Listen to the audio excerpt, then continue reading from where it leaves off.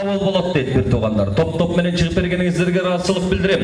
Күн сайын Сокулук районунун кафе-ресторандарында кечки рейдтер тиешелүү органдардын кызматкерлери тарабынан жүргүзүлүп келет. Бул жолу 3 тойкана текшерилип, коюлган талаптар так сакталган эмес. Маселен, бул тойканада үйлөнүү тою болуп, анда 50 эмес 150 адам чакырылгандыгын көрүүгө болот. Канча киши болот бuyакта байке?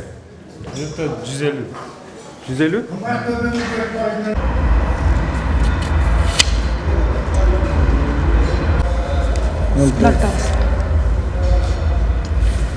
Кийинки сапар сыртында жымжырттык өкүм сүрүп, эшиги кулпуланганы менен ичинде тымызын той болуп жаткан кафеге бет алдык. Кароолчулар тойканага кирүүгө тоскоолдук кылышканы менен акыры аталган мекемеге кирүүгө мүмкүндүк жаралды.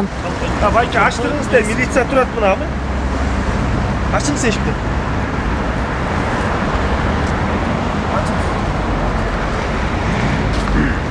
Бас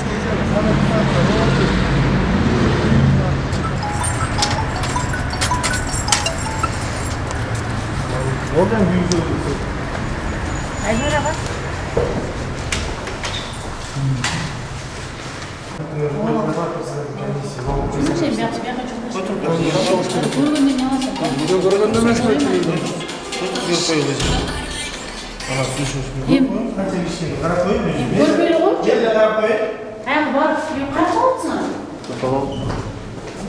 Алжа кухня, bu jakta çağırın.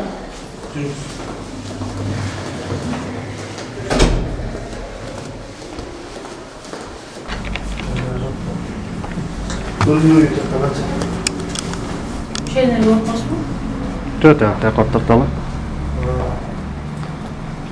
Tamam, 1, 2, 3, 4, 5. Что за улад что?